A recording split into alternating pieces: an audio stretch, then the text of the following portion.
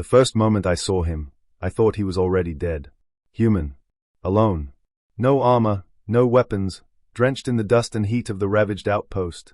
Every instinct in me screamed, he cannot survive this. And yet, he moved. I am Queen Lasher of the Valkyrie, and I had watched soldiers fall in seconds. I had seen warriors trained since birth, exoskeletons gleaming, energy blades humming. I had never before seen a soft shell, a human, rise against the impossible. The alarms had been screaming for minutes, but the chaos barely registered in my senses. What did register was him. His fists, crude yet relentless. Each strike landed with brutal precision, despite his body trembling, bleeding, clearly breaking with every impact. I catalogued it all, instinctively, analytically, endurance beyond any Valkyrie baseline. Pain tolerance off the charts. Adrenaline system primed for sustained combat. But the cultural patterns, that part was inexplicable. Why would a being with no natural defenses charge headlong into death? A plasma bolt grazed his shoulder. Sparks, ozone, scorched air. He staggered, yet did not fall. He pushed forward toward the Valkyrie squad pinned in the corner. His eyes, human eyes, burned with something raw. Determination. Recklessness. A refusal to yield. From the observation deck, my soldiers whispered, their mandibles clicking nervously. Your Majesty, he is different. I did not answer. I could not take my gaze from him. His movements were untrained yet terrifyingly effective. Physics seemed to obey him, leverage, mass, velocity, applied in patterns no Valkyrie could have predicted. A human, weaponized instinct. He grabbed a mounting bracket, swinging it with a rhythm that was pure survival, and the enemy staggered. My mind raced. This should not be possible. Soft shells break under 3 hits. This one has already absorbed 10. I leaned closer. His face was smeared with blood, his breathing ragged, guttural. Yet he pressed on. One insurgent fell, then another. My soldiers exchanged uneasy looks. The tactical advantage, the numbers, the technology, all irrelevant. He created his own battlefield, bending reality through sheer refusal to die. Queen, one of my lieutenants whispered. He fights like the old warriors, the ones from the legends. I did not respond. Legends do not fight beside mortals. And yet here he was. I felt a shiver I had not experienced in decades, or tinged with fear. The human ducked under a plasma swing, countered with a headbutt that rang like a bell through the ruined equipment bay. One of our soldiers gasped. Another froze mid-motion. Every strike, every dodged blow, seemed to mock our understanding of warfare. This species, we have underestimated. The assault drones remained offline. Communications were dead. Every calculation told him to retreat. And yet he advanced. Step by step, inch by bloody inch. And my soldiers, trained for the impossible, began to hesitate. I had expected slaughter. Instead, I was witnessing something primal, something evolutionary. Human instinct intertwined with stubborn culture. He did not act for glory, or even for survival. He acted for something else, for his pack, for those he swore to protect. And in that moment, the hierarchy of power, the doctrine of war, the assumptions I had carried for decades, crumbled in front of my eyes. The last insurgent turned toward him, blade raised. The human smiled, or at least, I thought it was a smile. And he charged. I did not breathe. For the first time in my life, I felt small. The insurgent froze for a fraction of a second too long. That was all he needed. Human fists slammed into exposed joints, unarmored but unrelenting. The crack of bone echoed through the equipment bay, mingling with alarms and the acrid smell of scorched metal. He didn't pause to revel in it. He advanced. Step by bleeding step, he closed the distance between him and the pinned Valkyrie soldiers. I observed from the edge of the bay, every antenna twitch registering subtle cues of calculation, of instinct. He was no longer just a human. He had become a force, a phenomenon. My soldiers had been trained to recognize threats, to anticipate movements, to rely on superior technology. All of that failed here. His unpredictability, his refusal to stop, became a weapon more potent than any energy rifle. A plasma bolt tore past his shoulder, searing flesh, igniting sparks from the exposed conduits of the generator behind him. He stumbled, arms flailing to regain balance, but still, he pressed forward. One of our Valkyrie soldiers tried to drag the wounded Zikra to cover. The human intercepted, shoving the insurgent aside with a force that seemed impossible for his size. Another bolt grazed his face. Blood streaked his vision, But he didn't falter. The room had become a maelstrom of violence. Smoke and fire swirled around the outpost's equipment like storm clouds over a battlefield. The human ducked under a swing from a blade that could cut through exoskeleton plating and delivered a headbutt with calculated recklessness. The sound reverberated through the bay, making even seasoned soldiers flinch. The insurgent crumpled, twitching in stunned agony. My soldiers whispered amongst themselves, clicks of disbelief carrying through the chaos. "Your Majesty, he survives what would incapacitate 3 of us combined." I did not answer. My focus was entirely on him. Every move he made was an equation I could not solve, a protocol we had no training for. He was chaos, yes, but chaos tempered with determination, with something innate to his species, refusal to yield. The pinned Valkyrie began to recover, inspired, hesitating only long enough to see the humans advance. One by one, they rose, energy rifles aimed, coordinated movements resuming, but now guided by the unexpected certainty that this human would not fail. He was a beacon in the storm, a gravity well pulling allies into action. Another insurgent approached from behind. Human senses calculated trajectory, speed, distance. Without looking, he pivoted, grabbed the nearest piece of metal, a shattered support beam, and swung it like a club. Impact! Another body dropped. He turned, fists raised, bare skin gleaming with sweat and blood, eyes locked on the remaining threats. The sheer audacity of his presence began to unravel the insurgents' coordination. Orders shouted in harsh clicks and garbled speech fell on deaf ears as instinct and terror overrode discipline. They hadn't accounted for this, a creature without armor, without energy weapons, moving like a predator born of desperation and instinct. From the observation deck, my lieutenant clicked nervously. "Your Majesty, he fights like the legendary Warborn, the first clans, but he is alone." I finally spoke. "No. Not alone. He is human." My voice was quiet, almost a whisper, but every Valkyrie in the room felt it carry weight. Humans were underestimated in our analyses. Now, that assumption was collapsing in real time. The last insurgent tried to retreat, aiming a plasma rifle at Zikra. The human didn't flinch. With a roar that seemed too deep, too primal for one man, he surged forward, a hurricane of fists and improvised weapon strikes. Zikra scrambled to safety, watching him protect the squad. For the first time, my soldiers froze, not in fear, not in awe, but in profound recalibration.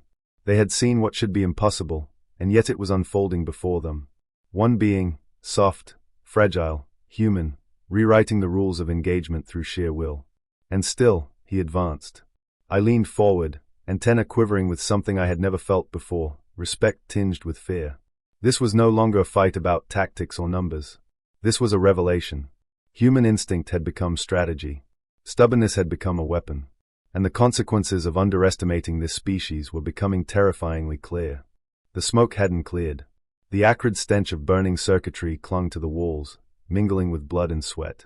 The remaining insurgents hesitated, glancing at each other, confusion and terror painting their movements in disjointed, erratic patterns. That hesitation was enough. The human surged forward again, bare hands striking with the precision of someone who had no choice but to survive. Zikra scrambled to her feet, her forearms twitching in a nervous rhythm. "Your Majesty, we cannot contain them," she said, voice trembling with awe. Even seasoned warriors faltered under the raw, relentless energy emanating from the human. He was not just fighting, he was rewriting their understanding of combat. One insurgent lunged with a vibroblade, aiming for the human's midsection. Logic dictated retreat. Survival dictated running. But instinct, and something older, deeper, had taken over. The human twisted, ducked, and drove the insurgent into the bulkhead with bone-jarring force. The impact reverberated through the metal floor, a signal to every soldier in the room. He could not be stopped. I observed from above, antenna quivering in disbelief. Every reflex I had relied on in combat scenarios failed to account for this anomaly. My soldiers were trained to follow patterns, to exploit weaknesses, to dominate through superior firepower. This human had none of those advantages. And yet, he triumphed where logic said he should fail. A plasma bolt struck the generator again, sending sparks flying across the room. The human pivoted mid-air, catching a falling metal conduit and using it like a lever to shove two attackers into each other. The collision sent one sprawling against a console, the other sliding across the floor in a helpless tangle. He didn't pause. He could not pause. Every second of hesitation was a threat to Zikra, to our soldiers, to the mission itself. Threx's voice rang out from behind cover, amplified over comms. Soft shell, no. Human, cover fire. His 4 arms moved with lethal efficiency, laying down a controlled barrage, but even he couldn't keep up with the unpredictable fury before him. The human pivoted again, fists connecting with armor joints in rapid succession. A metallic crunch signaled another insurgent incapacitated. He gasped, blood streaming down his face, ribs bruised and cracked, yet his momentum never faltered. He was a machine powered by raw will, a storm of motion that defied all our predictions. From the observation deck, my lieutenant clicked anxiously. Your Majesty, he is exceeding all documented human limits. I have recalculated every model.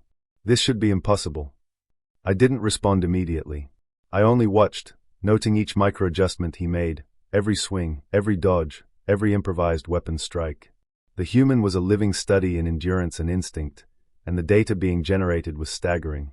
Another insurgent tried a coordinated flank, plasma rifle aimed, but the human anticipated before the action fully formed. He intercepted with a steel support bracket, swinging it like a pendulum. The insurgent collapsed, disarmed and stunned. Zikra's eyes widened, clicking rapidly. It is not training, she said in disbelief. It is instinct. Culture.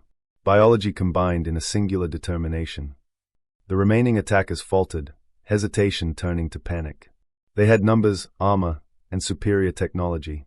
Yet none could predict the unpredictable, none could match raw persistence sculpted over millennia of survival on a harsh, merciless world. A silence began to creep into the bay, broken only by the groans of the injured and the occasional discharge of energy weapons. The humans stood, chest heaving, face streaked with blood, but eyes blazing with something feral and unyielding. Every Valkyrie soldier present instinctively recognized it. This creature would not yield, would not retreat, would not die willingly. The insurgents made their decision. Retreat. Disarray replaced coordination. The human didn't chase. He had no need to. His presence, his sheer force of will, had undone the assault. I clicked to the Queen's channel, reporting silently. She was observing remotely, her attention fixed on the anomaly. My antennae twitched with anticipation of her assessment. She is frozen, Zikra whispered beside me. Even she did not anticipate this level of persistence. The human moved to Zikra, checking her injuries, adjusting her position. He glanced at Threx, acknowledging the squad leader with a nod that conveyed understanding, respect, and reassurance. The battlefield had shifted. Rules had changed. The human had rewritten the expectations of every species in that room. And above all, the unspoken truth settled across every Valkyrie mind. This human was not just an engineer. He was a force of nature, one being standing against impossible odds, and surviving. The red emergency lights still strobed faintly, casting jagged shadows across the bay as the smoke began to thin. Every Valkyrie soldier present moved with a mixture of caution and reverence. No one approached the human directly, instinct and instinctive, or kept them at bay. The aftermath of his stand was a mosaic of overturned equipment, scorched panels, and bodies, both insurgent and Valkyrie. Yet amidst the chaos, one figure emerged, her presence commanding even the fractured attention of the survivors. Queen Shalavex entered. Her exoskeleton gleamed under the harsh lighting, the insignia of her rank impossible to ignore. Even Threx, massive and battle-hardened, paused mid-step, his mandibles clicking with unease. Every soldier froze, acknowledging her without words. And then her gaze fell on him. Kael Torren, blooded, bruised, and trembling, yet standing, bow-handed, amidst the wreckage. The silence that followed was thick, almost suffocating. The Queen's antenna twitched in patterns Kael couldn't interpret fully, but he felt the weight of her attention press down like gravity. "Explain," she said, her voice translated into the common concordance tongue, measured and deliberate. "Why is a human contractor unscathed where trained soldiers faltered?" Kael opened his mouth, tasting iron and grit. He wanted to say he was just lucky, that it was panic and desperation, nothing more. But the images burned in his mind, the way insurgents crumpled under his fists, the way his instinct had carried him forward when every rational thought screamed retreat. He swallowed. I didn't choose to fight. I just reacted."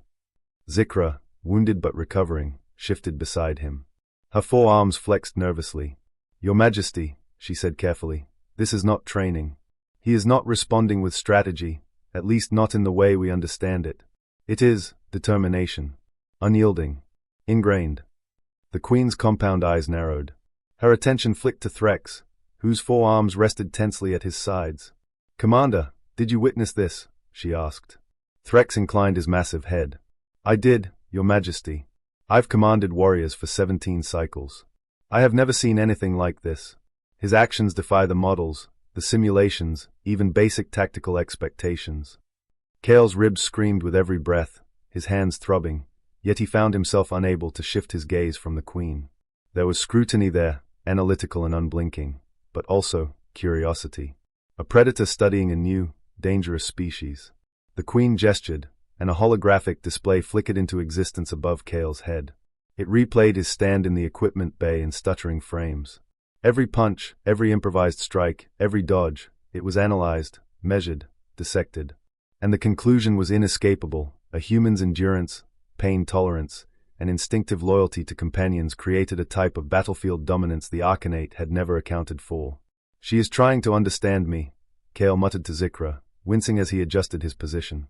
"I'm just a guy trying to survive." "Do not underestimate what you witnessed," Zikra replied, her antennae waving in what seemed like solemnity. "Humans are persistent in ways even we cannot predict. Your species does not flee.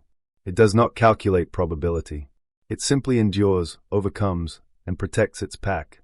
Queen Shalavex stepped closer, her forearms gesturing slowly as though to contain the scale of what she was observing. "Kale Torren," she said, voice calm but insistent, "your actions have demonstrated something unprecedented. You were unarmed, unarmored, outnumbered, and yet your presence altered the course of this engagement." Kale's throat went dry. I was just fixing things. That's all I know how to do." "No," the Queen said, her antennae twitching in a rapid, complex pattern. "You did not simply survive. You fought with will, with instinct, with loyalty beyond what our doctrine anticipates. This behavior is a weapon in itself, a human weapon, and the Arcanate must account for it." The air in the bay seemed to pulse with quiet tension. Threx and the squad slowly relaxed, acknowledging a shift they could not fully articulate. Even the insurgents' retreating echoes seemed insignificant in the presence of this revelation.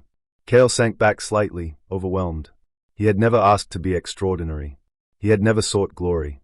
Yet here, amidst the alien royalty and battle-hardened soldiers, he realized the scale of what he had done, and the change it would bring to the way the galaxy viewed his species.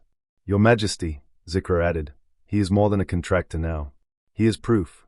Proof that humans are unlike anything we expected." The Queen's compound eyes fixed on Kale, unflinching. "And from this day forward, we will not underestimate them." She paused. "Or you?" Silence fell again, but it was different now. Quiet, yes, but charged. Kale could feel it, a shift in perception, a recognition of something raw, dangerous, and undeniable. And in that moment, he knew the next phase of his life would be nothing like what he had anticipated. Kale lay on the recovery cot, ribs still screaming with every breath, while the hum of the Velkari medical systems filled the room. Even with the immediate danger past, the adrenaline hadn't left him. His pulse was stubbornly high, and every minor movement sent sharp jolts of pain radiating through his body. Zikra hovered nearby, her forearms moving instinctively to adjust monitors and healing devices, a silent guardian more than a nurse. The door hissed open. The sound alone made Kale flinch. Commander Vixala of the Arcanate Strategic Planning Division strode in, armor clinking lightly, exoskeleton gleaming, eyes locked on him like she was evaluating a complex machine. "Kale Torrance," she said, her voice clipped and precise, "we need to discuss your continued deployment." Kale tried to sit up, wincing as his ribs protested. "I'm just an engineer. My assignments are determined by Taran Solutions Corporation, not the military." Commander Vixala's antenna twitched sharply. "Not anymore. At the request of Queen Shalavex, your corporation has renegotiated your contract. You are being reassigned." She produced a data pad and handed it to him. The display glowed under the sterile lighting, numbers and terms blinking in a way that made his head spin. Kale scanned quickly. Salary tripled. Hazard bonuses included. Explicit mention of combat assignments. His jaw tightened. They want me in the field. Combat. I'm not a soldier." "No," Vixala corrected, stepping closer. "You are something potentially more valuable. You are a human who has demonstrated battlefield behaviors that challenge every assumption of interstellar military doctrine. We want you attached to rapid response operations in the Queen's personal fleet." Technical support first, but combat capability recognized and authorized. Zikra let out a faint, excited clicking. You will train others in human methods. Your techniques, improvised as they may be, are now doctrine. Kale leaned back, exhaustion and disbelief mingling. Doctrine? My fists and a wrench are now military doctrine. Not just that, Vixala said, antennae tilting in precise angles. Your endurance, your refusal to yield, your instinct to protect your pack, these are all traits the Arcanate wants to study. You will survive where others would perish. That knowledge has strategic value. The words sank in. He had wanted to fix things, to repair broken generators and keep the outpost running. Instead, he'd been reclassified, thrust into a role that carried life and death consequences. And if I refuse? He asked, voice hoarse. You have 3 cycles to accept or decline, Vixala said. But consider this, your actions at the outpost saved lives. You have proven your capability. To refuse is unwise. Kale's mind raced. 3 cycles. 3 cycles to consider whether he would continue doing what he had instinctively done anyway, run toward danger to save others, but now with orders, obligations, and consequences officially attached. Zikra tilted her head. You saved me. The squad. This is not punishment. This is preparation. Equipment, training, support. You will be better protected next time. You will endure more safely. Kale rubbed his temples, every movement sending shards of pain through his hands and ribs. He imagined returning to the outpost, seeing the respect in Threx's eyes, the curiosity of younger soldiers watching every movement. He could no longer be anonymous. The galaxy had noticed. And now, the Arcanate wanted him to formalize what he had done instinctively. Fine, he muttered finally. I'll do it. But I'm still an engineer first. If we're doing this, I do it my way. Vixala's eyes softened fractionally. Acknowledged. Engineering remains your primary function, but combat and survival potential are now officially part of your operational profile. Kale exhaled slowly, realizing the magnitude of the shift. His life as a simple contractor was over.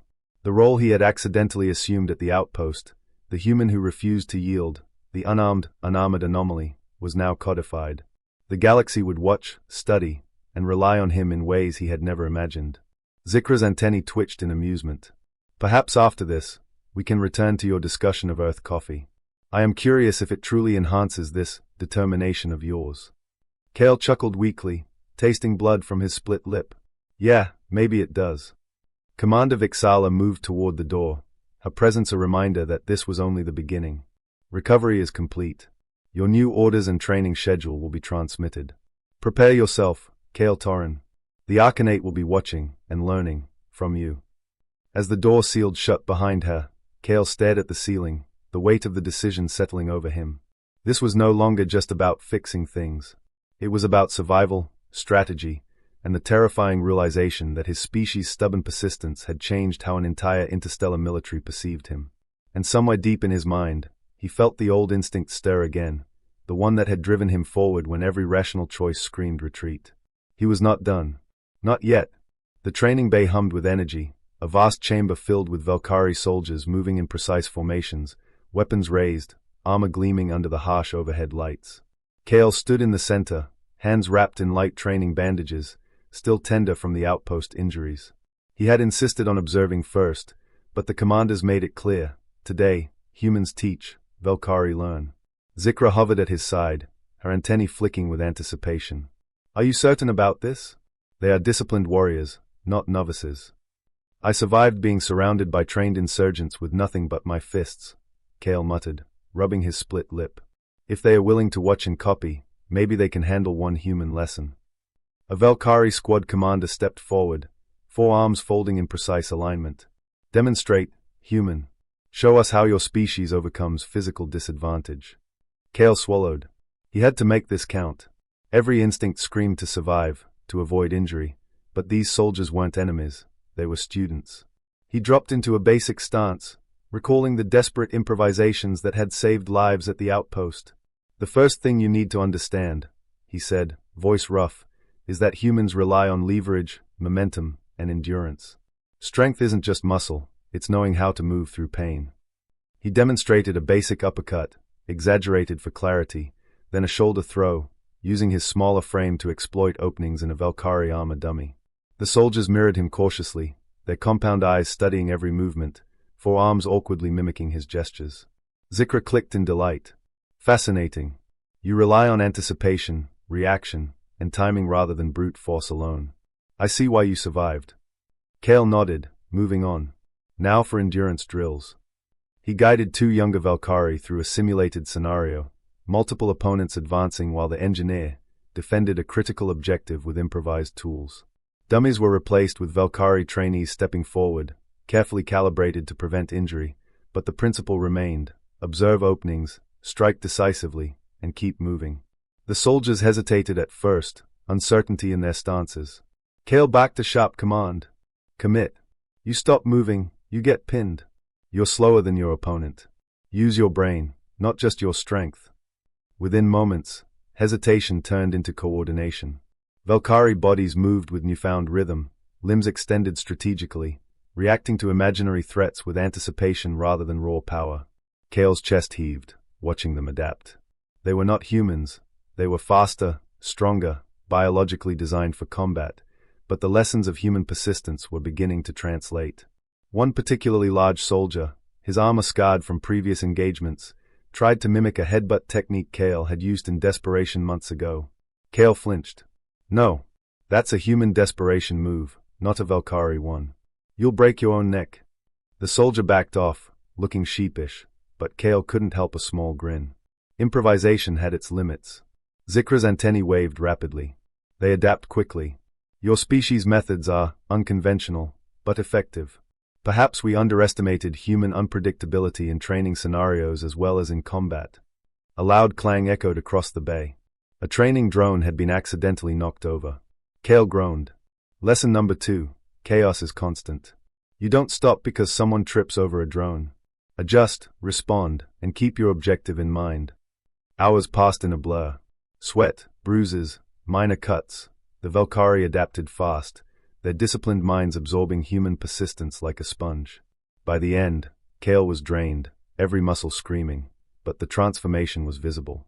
Soldiers who had entered the bay confident in their conventional superiority now moved with careful calculation, respect for the unconventional, and an instinct to endure through pain. Threxfer approached as the trainees filed out. They call you the human teacher now.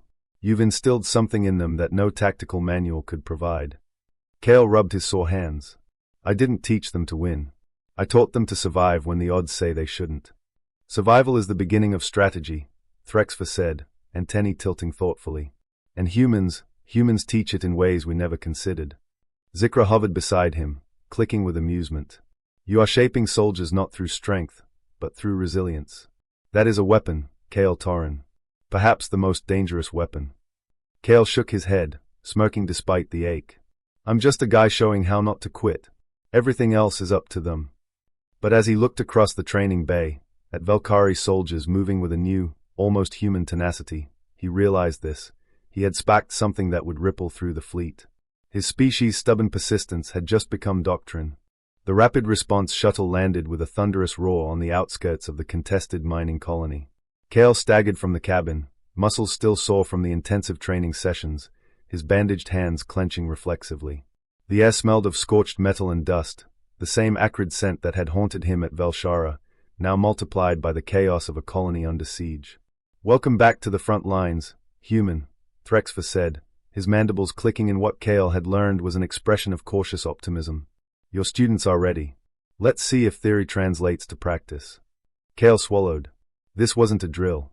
The communications console blared. Enemy forces had infiltrated the colony's lower sectors, taking hostages and sabotaging critical infrastructure. Kale had trained Valkyrie to anticipate unpredictable situations, but now he had to survive unpredictability himself. Zikra, flank coordinates. Kale asked, already scanning the layout. Eastern sector shows multiple movement signatures, she reported, her compound eyes flicking across holographic overlays. 3 squads converging on the supply depot. Likely insurgent heavy weapons team. Kale's stomach tightened. Heavy weapons meant explosives, plasma rifles, and human-sized targets meant high vulnerability. He swallowed hard, but the lessons of Velshara surfaced instantly. Don't run. Observe. Adapt. Endure. Move with me, he said to the Valkyrie squad, his voice rough but commanding. For the first time, the soldiers hesitated not because they doubted him, but because the scenario was lethal. Kale's gaze met theirs. Trust what you've learned. Momentum. Anticipation. Resilience. They advanced down the debris-strewn corridors, bodies pressed against walls, every step calculated. A sudden explosion to their left shook the hallway. Dust and sparks filled the air. A plasma bolt whistled past Kale's shoulder. His adrenaline surged. He rolled, instinctively grabbing a metal pipe from the wreckage. The first insurgent appeared, charging with a monomolecular blade. Kale's hands, raw and blistered from training, struck instinctively. Pipe met armor joint. The insurgent stumbled, recalibrating mid-strike. Beside him, Zikra moved with her 4 arms, incapacitating another with surgical precision, applying what they had learned from him, but refined through their natural speed and strength. Kale felt his chest tighten. Every movement was an echo of Velshara, every hit a reminder of survival through sheer stubbornness. Pain from old injuries flared, but it was irrelevant. He couldn't stop. Retreat was a word his body refused to process. Target the central console, he backed, pointing toward the supply hub. Velkari soldiers adjusted, keeping the insurgents occupied while Kale moved forward. A bolt grazed his side, burning through the thin fabric of his sleeve. He staggered, yelped, but pressed on, using the pain to fuel movement, not halt it. Inside the hub, he found hostages, colonists frozen in fear. He ignored the screaming alarms, focusing on the task: shield them, move them out, survive. One insurgent lunged. Kale sidestepped, yanking the attacker off balance and delivering a headbutt that made his skull ring. Zikra clicked in alarm but didn't intervene. This was his fight. The battle stretched, minutes feeling like hours. Every tactic, every teaching, every improvisation converged into a rhythm of survival. He was exhausted, bleeding, but the Velkari he had trained matched his movements, their efficiency amplified by raw strength he couldn't possess. Together, they became a machine, human ingenuity and Velkari power intertwined. Finally, heavy transport engines thundered outside, announcing reinforcements. The remaining insurgents froze, hesitation cracking their discipline. Kale pressed forward one last time, rallying the Velkari squad, driving the attackers into retreat. When silence fell, broken only by the hum of emergency systems, Kale sank against a wall. Sweat and blood streaked across his face, and his bandaged hands ached, but the colony was secure. The Velkari looked at him differently now, not just a human, not just a teacher, but a force of nature in the field, a catalyst that had turned theory into lethal reality. Zikra's antennae waved, carefully, almost shyly. You exceeded expectations. Again. Kale wiped his blooded hands on his uniform, grimacing. I didn't do this to impress anyone. I just didn't stop moving. Threxfer approached, placing a massive hand on Kale's shoulder. They will call this a lesson in tactics. I call it survival against impossible odds. You are no longer a teacher. You are a symbol, human determination made flesh. Others will follow your example. Kale breathed heavily, tasting blood and iron in his mouth. Somewhere deep down, buried under the pain and fatigue, he smiled. The lesson was clear. Humans were underestimated at every level, but persistence, resilience, and sheer refusal to quit could rewrite the rules of warfare. And he had just proven it again. The aftermath of the battle hung over the colony like a thick fog. Smoke and dust still clung to the metal walkways, and the distant wails of injured colonists mingled with the hum of emergency systems.